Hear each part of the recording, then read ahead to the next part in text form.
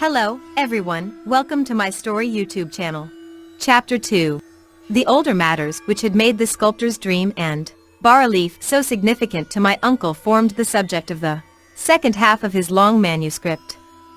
Once before, it appears, Professor Angel had seen the hellish outlines of the nameless monstrosity, puzzled over the unknown hieroglyphics, and heard the ominous syllables which can be rendered only as Cthulhu. And all this in so stirring and horrible a connection that it is small wonder he pursued young Wilcox with queries and demands for data. This earlier experience had come in 1908, 17 years before, when the American Archaeological Society held its annual meeting in St. Louis.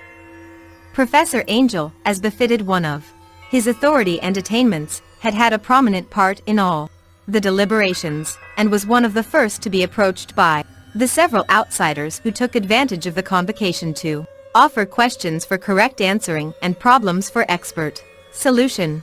The chief of these outsiders, and in a short time the focus of interest for the entire meeting, was a commonplace-looking, middle-aged man who had traveled all the way from New Orleans for certain special information unobtainable from any local source.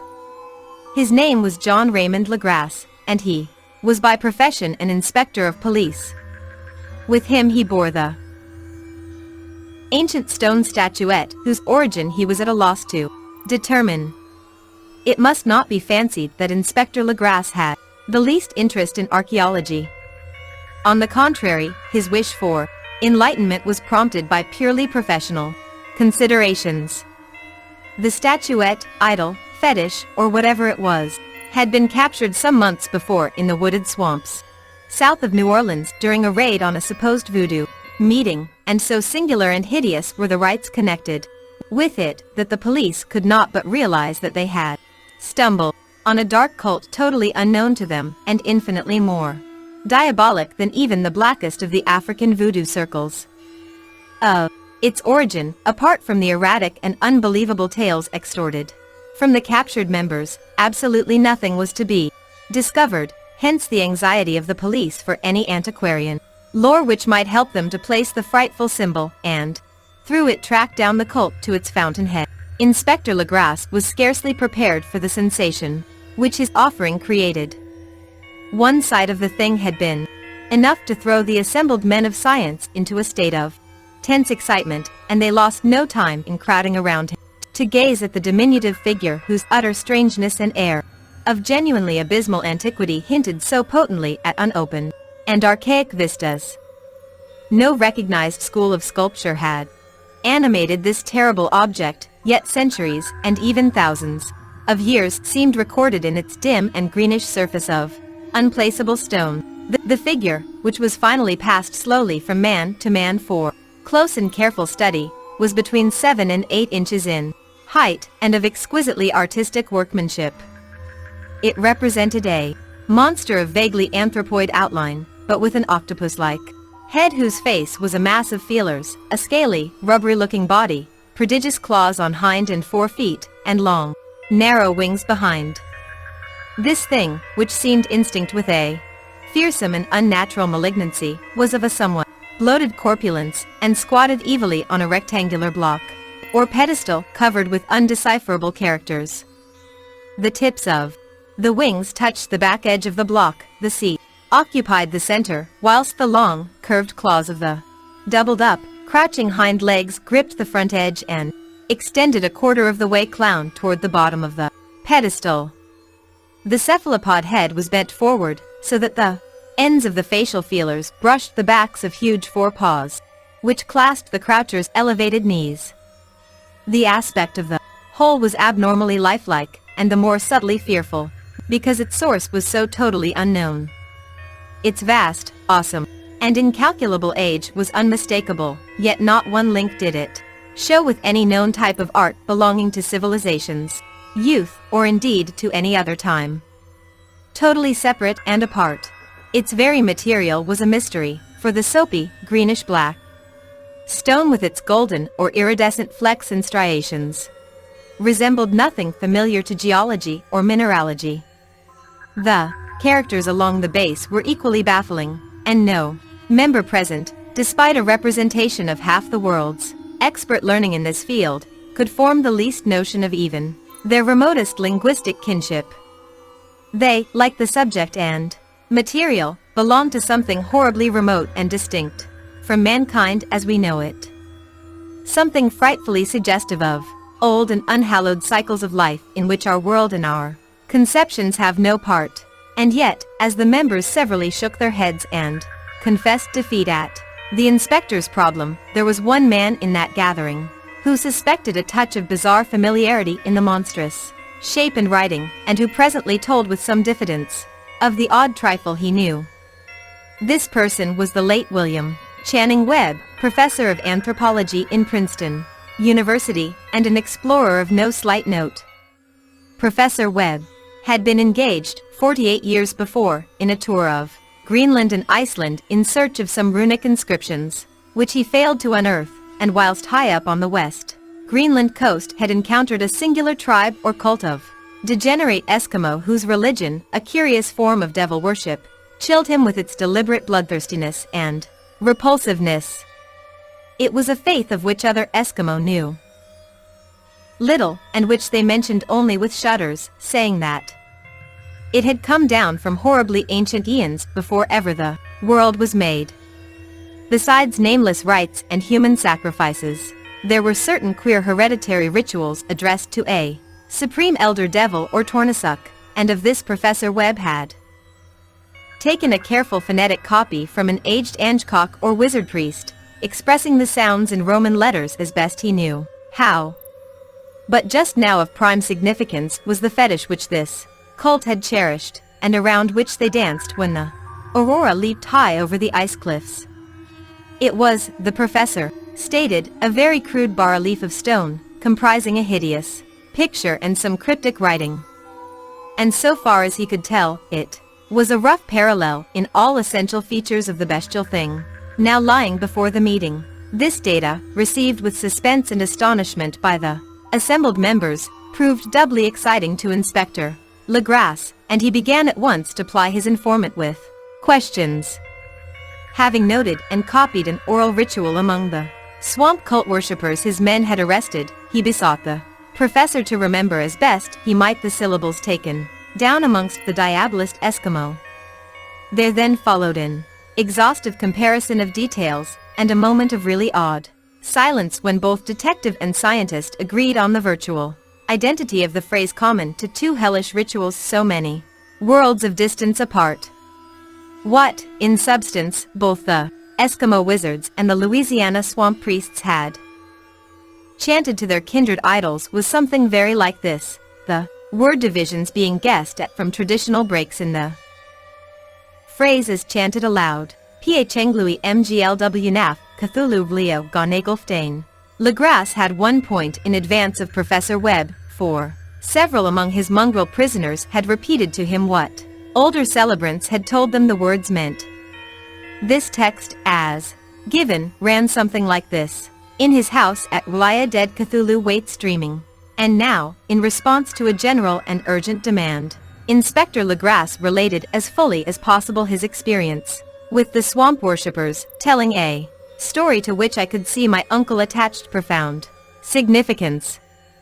It savored of the wildest dreams of mythmaker and theosophist, and disclosed an astonishing degree of cosmic imagination among such half-castes and pariahs as might be least expected to possess it. On November 1, 1907, there had come to the New Orleans police a frantic summons from the swamp and lagoon country to the south. The squatters there, mostly primitive but good-natured descendants of Lafitte's men, were in the grip of stark terror from an unknown thing which had stolen upon them in the night. It was voodoo, apparently, but voodoo of a more terrible sort than they had ever known, and some of their women and children had disappeared since the malevolent tom-tom had begun its incessant beating far within the black haunted woods, where no dweller ventured. There were insane shouts and harrowing screams, soul-chilling chants and dancing devil flames, and, the frightened messenger added, the people could stand it no more. So a body of 20 police, filling 2 carriages and an automobile, had set out in the late afternoon with the shivering squatter as a guide.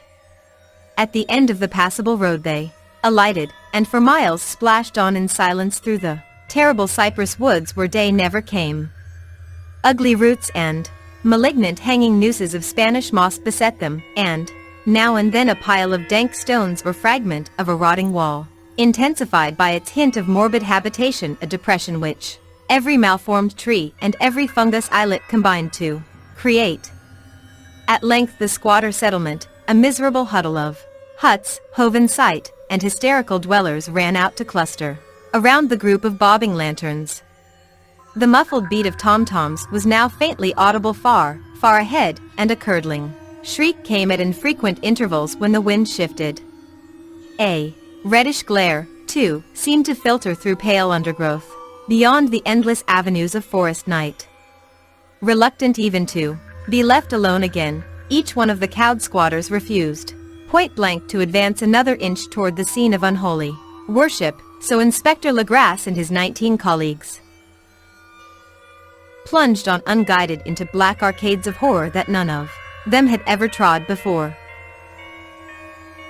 The region now entered by the police was one of traditionally evil repute, substantially unknown and untraversed by white men. There were legends of a hidden lake unglimpsed by mortal sight, in which dwelt a huge, formless white polypus thing with luminous eyes, and squatters whispered that bat-winged devils flew up out of caverns in inner earth to worship it at midnight. They said it had been there before d'Iberville, before La Salle, before the Indians, and before even the wholesome beasts and birds of the woods. It was nightmare itself, and to see it was to die. But it made men dream, and so they knew enough to keep away. The present voodoo orgy was, indeed, on the merest fringe of this abhorred area, but that location was bad enough. Hence perhaps the very place of the worship had terrified the squatters more than the shocking sounds and incidents. Only poetry or madness could do justice to the noises heard by Legrasse men as they plowed on through the black morass, toward the red glare and muffled tom-toms. There are vocal qualities peculiar to men, and vocal qualities peculiar to beasts, and it is terrible to hear the one when the source should yield the other. Animal fury and orgiastic license here whipped themselves to demoniac heights by howls and squawking. Ecstasies that tore and reverberated through those night woods like pestilential tempests from the gulfs of hell. Now and then the less organized ululation would cease, and from what seemed a well-drilled chorus of hoarse voices would rise and sing-song chant that hideous phrase or ritual. Phnglui mglw naf, Cthulhu Leo Gonagolftain. Then the men, having reached a spot where the trees were thinner, came suddenly in sight of the spectacle itself. 4 of them reeled, 1 fainted, and 2 were shaken into a frantic cry, which the mad cacophony of the orgy fortunately deadened. Legrasse dashed swamp water on the face of the fainting man, and all stood trembling and nearly hypnotized with horror. In a natural glade of the swamp stood a grassy island of perhaps an acre's extent, clear of trees and tolerably dry. On this now leaped and twisted a more indescribable horde of human abnormality than any but a Sime or an Angarola could paint. Void of clothing, this hybrid spawn were braying, bellowing, and writhing about a monstrous ring-shaped bonfire, in the center of which, revealed by occasional rifts in the curtain of flame, stood a great granite monolith some 8 feet in height, on top of which, incongruous in its diminutiveness, rested the noxious carven statuette. From a wide circle of 10 scaffolds set up at regular intervals with the flame-girt monolith, as a center hung, head downward, the oddly marred bodies of the helpless squatters who had disappeared. It was inside this circle that the ring of worshippers jumped and roared, the general direction of the mass motion being from left to right in endless bacchanal between the ring of bodies and the ring of fire. It may have been only imagination, and it may have been only echoes which induced one of the men, an excitable Spaniard, to fancy he heard antiphonal responses to the ritual from some far and unillumined spot deeper within the wood of ancient legendary and horror. This man, Joseph D. Galvez, I later met. and questioned, and he proved distractingly imaginative. He, indeed, went so far as to hint of the faint beating of great wings, and of a glimpse of shining eyes and a mountainous white bulk beyond the remotest trees, but I suppose he had been hearing too much native superstition. Actually, the horrified pause of the men was of comparatively brief duration. Duty came first, and although there must have been nearly 100 mongrel celebrants in the throng, the police relied on their firearms and plunged determinately into the nauseous rout. For 5 minutes, the resultant din and chaos were beyond description. Wild blows were struck, shots were fired, and escapes were made, but in the end Legrasse was able to count some 47 sullen prisoners, whom he forced to dress in haste and fall into line between 2 rows of policemen. 5 of the worshippers lay dead, and 2 severely wounded ones were carried away on improvised stretchers by their fellow prisoners. The image on the monolith, of course, was carefully removed and carried back by Legrasse. Examined at headquarters after a trip of intense strain and weariness, the prisoners all proved to be men of a very low, mixed-blooded, and mentally aberrant type. Most were seamen, and a sprinkling of Negroes and mulattoes, largely West Indians or Brava Portuguese from the Cape Verde Islands, gave a coloring of voodooism to the heterogeneous cult. But before many questions were asked, it became manifest that something far deeper and older than Negro fetishism was involved. Degraded and ignorant as they were, the creatures held with surprising consistency to the central idea of their loathsome faith. They worshipped, so they said, the great old ones who lived ages before there were any men, and who came to the young world out of the sky. Those old ones were gone now, inside the earth and under the sea, but their dead bodies had told their secrets and dreams to the first men, who formed a cult which had never died. This was that cult, and the prisoners said it had always existed and always would exist, hidden in distant wastes and dark places all over the world until the time when the great priest Cthulhu, from his dark house in the mighty city of R'lyeh, under the waters, should rise and bring the earth again beneath his sway. Someday he would call, when the stars were ready, and the secret cult would always be waiting to liberate him. Meanwhile no more must be told. There was a secret which even torture could not extract. Mankind was not absolutely alone among the conscious things of earth, for shapes came out of the dark to visit the faithful few. But these were not the great old ones. No man had ever seen the old ones. The carven idol was great Cthulhu, but none might say whether or not the others were precisely like him. No one could read the old writing now, but things were told by word of mouth. The chanted ritual was not the secret, that was never spoken aloud, only whispered. The chant meant only this: in his house at R'lyeh, dead Cthulhu waits dreaming. Only 2 of the prisoners were found sane enough to be hanged, and the rest were committed to various institutions. All denied a part in the ritual murders, and averred that the killing had been done by black-winged ones which had come to them from their immemorial meeting place in the haunted wood. But of those mysterious allies no coherent account could ever be gained. What the police did extract came mainly from the immensely aged mestizo named Castro, who claimed to have sailed to strange ports and talked with undying leaders of the cult in the mountains of China. Old Castro remembered bits of hideous legend that paled the speculations of theosophists and made man and the world seem recent and transient indeed. There had been eons when other things ruled on the earth, and they had had great cities. Remains of them, he said the deathless Chinaman had told him, were still be found as cyclopean stones on islands in the Pacific. They all died vast epochs of time before men came, but there were arts which could revive them when the stars had come round again to the right positions in the cycle of eternity. They had, indeed, come themselves from the stars, and brought their images with them. These great old ones, Castro continued, were not composed altogether of flesh and blood.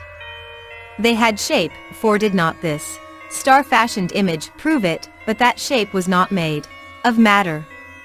When the stars were right, they could plunge from world to world through the sky, but when the stars were wrong, they could not live. But although they no longer lived, they would never really die. They all lay in stone houses in their great city of R'lyeh, preserved by the spells of mighty Cthulhu for a glorious erection when the stars and the earth might once more be ready for them. But at that time some force from outside must serve to liberate their bodies. The spells that preserved them intact likewise prevented them from making an initial move, and they could only lie awake in the dark and think, whilst uncounted millions of years rolled by. They knew all that was occurring in the universe, for their mode of speech was transmitted thought. Even now they talked in their tombs, when, after infinities of chaos, the first men came, the great old ones spoke to the sensitive among them by molding their dreams, for only thus could their language reach the fleshly minds of mammals. Then, whispered Castro, those first men formed the cult around tall idols which the great ones showed them, idols brought in dim iris from dark stars. That cult would never die till the stars came right again, and the secret priests would take great Cthulhu from his tomb to revive his subjects and resume his rule of earth. The time would be easy to know, for then mankind would have become as the great old ones, free and wild and beyond good and evil, with laws and morals thrown aside and all men shouting and killing and leveling in joy. Then the liberated old ones would teach them new ways to shout and kill, and revel and enjoy themselves, and all the earth would flame with a holocaust of ecstasy and freedom.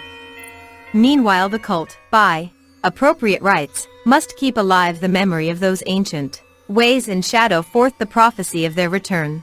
In the elder time, chosen men had talked with the entombed old ones in dreams, but then something happened. The great stone city R'lyeh, with its monoliths and sepulchres, had sunk beneath the waves, and the deep waters, full of the one primal mystery through which not even thought can pass, had cut off the spectral intercourse. But memory never died, and the high priest said that the city would rise again when the stars were right. Then came out of the earth the black spirits of earth, moldy and shadowy, and full of dim rumors picked up in caverns beneath forgotten sea bottoms. But of them old Castro dared not speak much.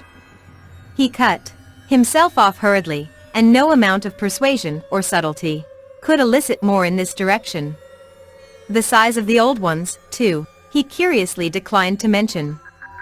Of the cult, he said that he thought the center lay amid the pathless desert of Arabia, where Iram, the city of pillars, dreams hidden and untouched.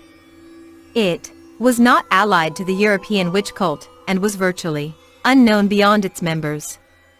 No book had ever really hinted of it, though the deathless Chinaman said that there were double meanings in the Necronomicon of the mad Arab Abdul al-Hazard which the initiated might read as they chose. Especially the much-discussed couplet, "That is not dead which can eternal lie, and with strange aeons even death may die." Legras, deeply impressed and not a little bewildered, had inquired in vain concerning the historic affiliations of the cult. Castro, apparently, had told the truth when he said that it was wholly secret. The authorities at Tulane University could shed no light upon either cult or image, and now the detective had come to the highest authorities in the country and met with no more than the Greenland tale of Professor Webb. The feverish interest aroused at the meeting by Legras' tale, corroborated as it was by the statuette, is echoed in the subsequent correspondence of those who attended, although scant mention occurs in the formal publications of the society. Caution is the first care of those accustomed to face occasional charlatanry and imposture. Legras for some time lent the image to Professor Webb, but at the latter's death it was returned to him and remains in his possession, where I viewed it not long ago. It is truly a terrible thing, and unmistakably akin to the dream sculpture of young Wilcox.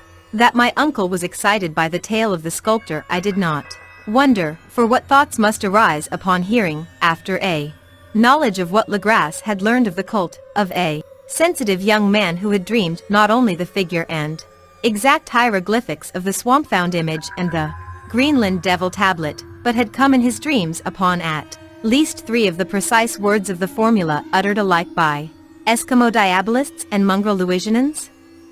Professor Engel's instant start on an investigation of the utmost thoroughness was eminently natural, though privately I suspected young Wilcox of having heard of the cult in some indirect way, and of having invented a series of dreams to heighten and continue the mystery at my uncle's expense.